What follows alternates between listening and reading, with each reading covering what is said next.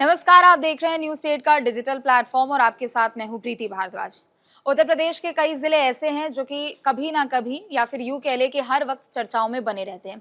कुछ कुछ ऐसे घटनाक्रम होते रहते हैं उत्तर प्रदेश की, अगर हम खास तौर पर बात करें तो यहाँ एक चर्चा का विषय बन जाता है। पश्चिमी उत्तर प्रदेश की बात करें तो पिछले कुछ दिनों से इतनी अटपटी चीजें यहाँ पर हो रही है कि वो लोगों का ध्यान अपनी ओर आकर्षित कर रहा है।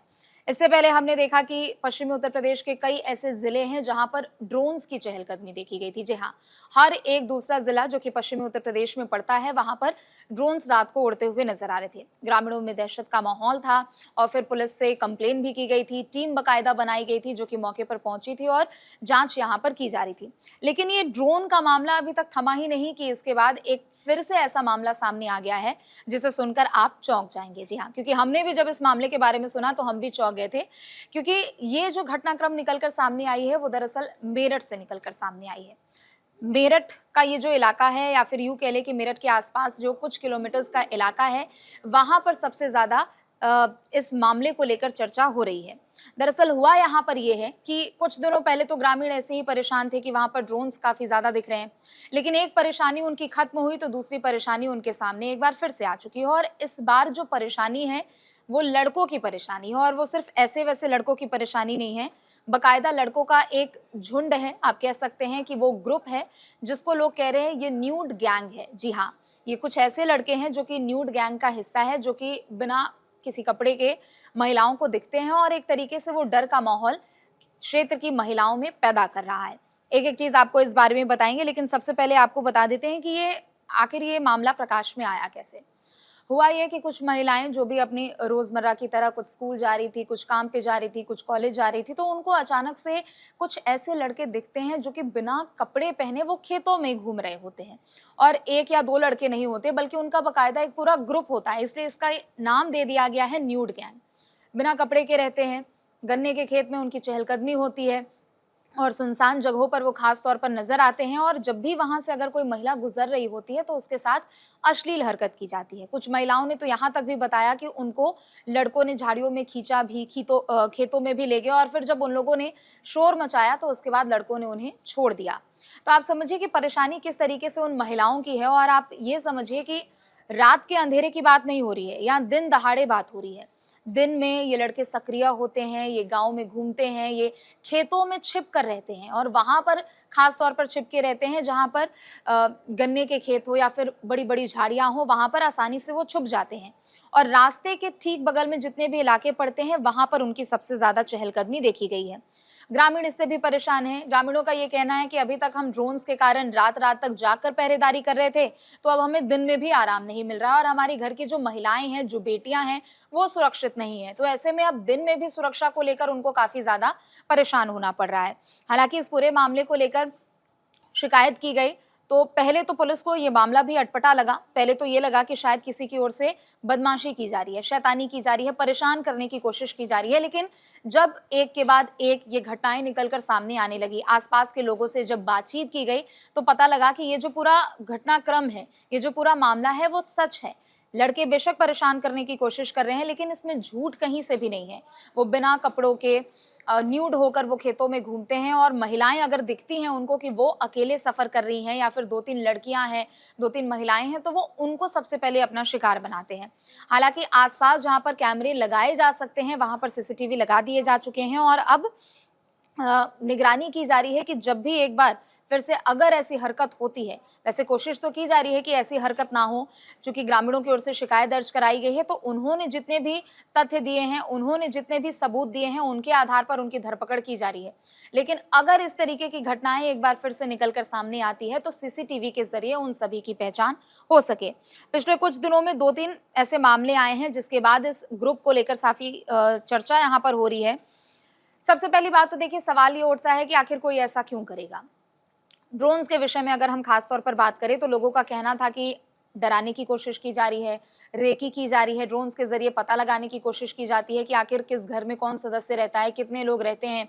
घर के सामानों की रेकी हो जाएगी, घर के आसपास के इलाकों की रेकी हो जाएगी। लेकिन चूंकि ये लड़कों का गैंग है जो कि न्यूड होकर घूमता है, तो इसके पीछे आखिर किसी की क्या मंशा हो सकती है।